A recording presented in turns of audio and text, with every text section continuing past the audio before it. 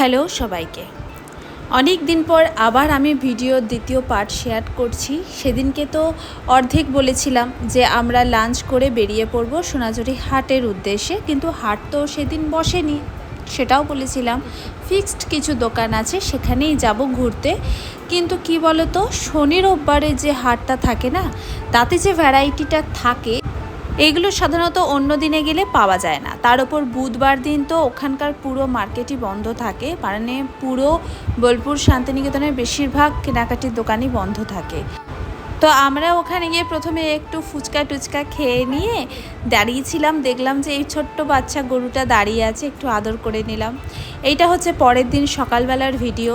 আমরা অনেক ভোর ভোর উঠে পড়েছিলাম যাব বিশ্বভারতীর উদ্দেশ্যে। সেখানে তো পয়লা বৈশাখ উপলক্ষে প্রোগ্রাম মোটামুটি 6:30 পৌনে 7টার ভেতরেই শুরু হয়ে গেছে। আমরা যাব সকলে, তাই তাড়াতাড়ি রেডি হয়ে নিয়ে বেরিয়ে পড়লাম।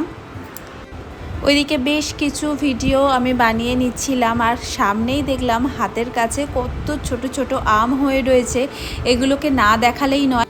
এখন অনেক কিছু জিনিসের পরিবর্তন হয়েছে, যেমন দেখো সকালবেলা এই ভেজা শিশিরে হাঁটতে কত ভালো লাগে। এখন কি আর দেখা যায় বলো, আমাদের এইসব জায়গাতে হয়ই না।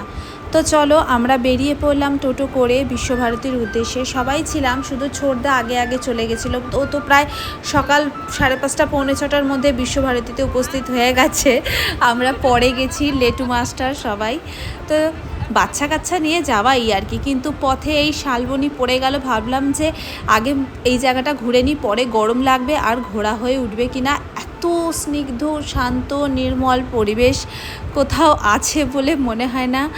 এত সুন্দর জঙ্গলটা লাগছিল, সত্যিই কি এটা জঙ্গল? এত পরিষ্কার, এত ভালো। শুধুই বলে জঙ্গল না, এটা মেনটেন্যান্সের মধ্যে আছে বলেই বোধহয় এত সুন্দর রয়েছে। দূরে যেদিকে তাকাই সবুজ আর সবুজ, কত ভালো লাগে না? কি নির্মল একটা শান্তি এখানে রয়েছে সত্যি।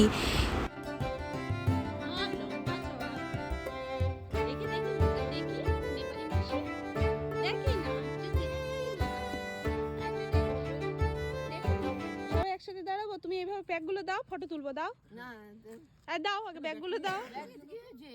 ব্যাগ দেবে না, ওই ব্যাগ নিয়ে ফটো তুলবে। আচ্ছা ঠিক আছে, দাঁড়াও।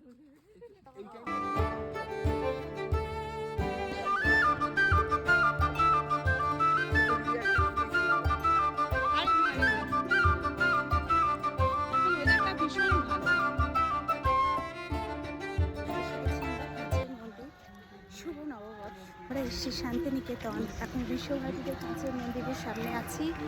এখানে প্রোগ্রাম চলছে, একটু খানিকটা অংশগুলো তোমাদের দেখাবো।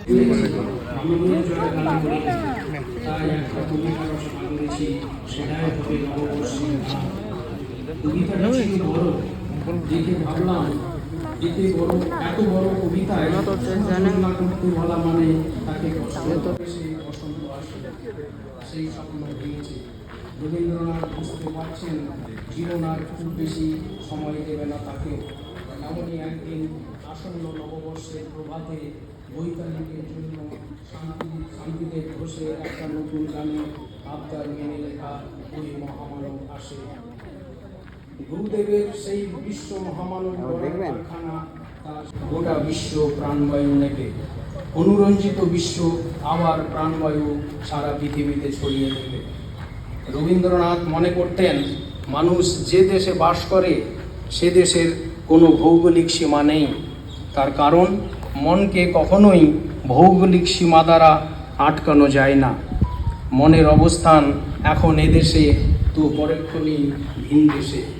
তাই তিনি বলতে মহামিলন যজ্ঞের প্রতিষ্ঠা হচ্ছে তার প্রথম আয়োজন ওই বোলপুরের প্রান্তরে। তাই যদি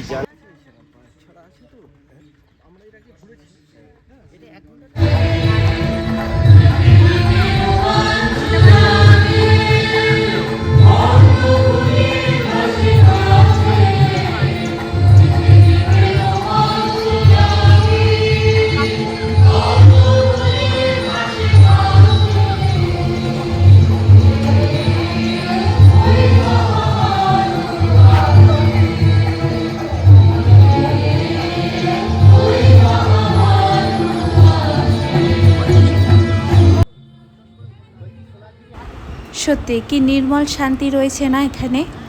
আর ভাবতেই অবাক লাগছে যে আর একটু পরেই আমাদের কিন্তু এখান থেকে চলে যেতে হবে।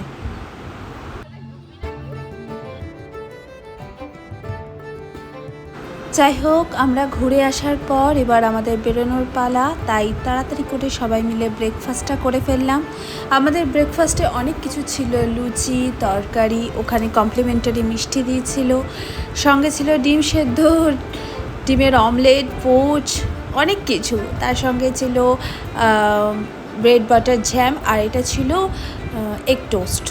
তো সবাই মিলে তাড়াতাড়ি করে ব্রেকফাস্টটা করে নিয়ে আমরা এবার বেরিয়ে পড়ব, কারণ ট্রেন আমাদের ছিল ঠিক 1:15 নাগাদ, আর আমাদের বেরিয়ে পড়তে হবে ঠিক 11:30টার মধ্যে, কারণ ওখানে মানে স্টেশনের খানিকটা আগে বড্ড বেশি জ্যাম হয় ঠিক এই বেরোনোর মুহূর্তটাই, তাই তারাই সাজেস্ট করলো তাড়াতাড়ি চলে যেতে।